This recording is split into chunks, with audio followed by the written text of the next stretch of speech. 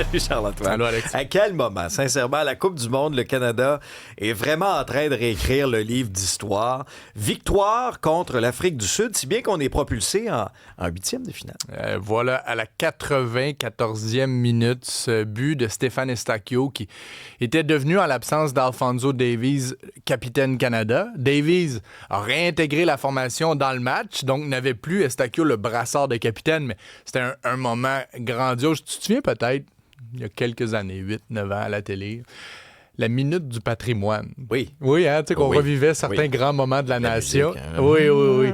Ben, ça en fait partie. T'sais, même si ce n'est pas une victoire de la Coupe du Monde, chaque pas vers l'avant est historique. Donc, clairement, hier, c'est quelque chose qui a galvanisé la nation. Tu voyais les réactions de la foule à Vancouver, à Toronto, à Edmonton, à Montréal. Il y avait énormément de gens au Burgundy Lion, dans la petite Bourgogne. Donc, tu sais, de voir que le pays est aligné derrière un projet qu'on ne connaissait pas il n'y a pas si longtemps que ça. Il n'y a pas si longtemps, le Canada était même pas dans le top 100 mondial. Et là, tu le soulignes, il fera partie des 16 premières nations. Ce qui est intéressant, c'est que le prochain match du Canada va être au Texas le week-end prochain. Puisque hier, c'était le premier match de la ronde des 32 ou des 16e de finale, c'est selon. Ce soir, on va connaître le prochain adversaire du Canada. Oui, dans un cas comme dans l'autre, ce sera pas simple. Non, pas du tout.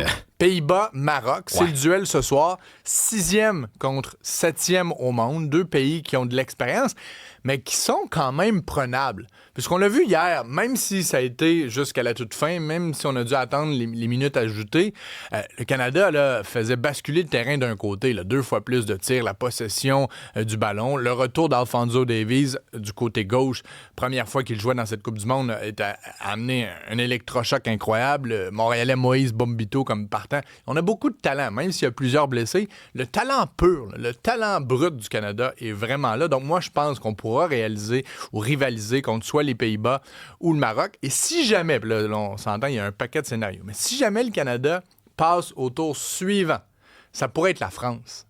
La France est en action demain. Canada-France. France devra passer probablement par l'Allemagne ensuite, mais imagine Montréal, ça serait fou. Canada-France, en effet. Donc, la Coupe du Monde qui se poursuit aujourd'hui. Bon, alors, les Alouettes, l'année passée, Charles-Antoine, nous faisaient vivre toutes sortes de palpitations. Là. Pour faire un clin d'œil à l'événement de la fin de semaine, on faisait de l'angine de poitrine en regardant les Alouettes. Oui. Ça va être une équipe cette année encore très cardiaque, hein, qui va nous amener vraiment sur le bout de notre siège. Idéalement, on gérerait la pulsion dans les prochaines semaines parce que le scénario se répète à chacune des rencontres depuis le début de la saison. C'est-à-dire, excellent départ, on réussit à bien boucler la boucle en fin de match, mais le troisième quart est catastrophique. Et hier, c'est exactement ça qui s'est passé. Puisqu'en première demi, là, le Rouge et Noir d'Ottawa, c'est une organisation qui est en déroute, n'était pas du tout dans le match. Les Alouettes dominaient. C'était 21-6 à la demi, jusqu'à ce qu'on revienne au troisième quart et justement qu'on laisse Ottawa, qui avait un genou au sol en première demi, revenir dans le match, remonter. On est passé à 21-18 pour les Alouettes. Le quatrième quart a été plus concluant, mais en fin de match, c'était 37-28 pour les Alouettes. On s'est dit, bon, on a su naviguer la tempête. Parfait.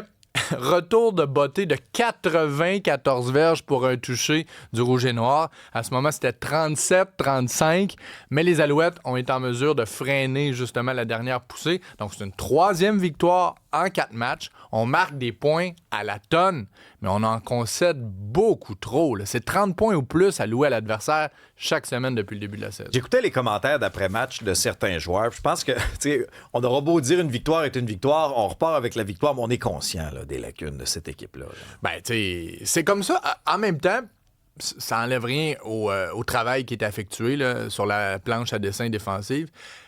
Le début de saison dans la LCF, il est comme ça. C'est des pointages de fou, des matchs très spectaculaires, donc défensivement.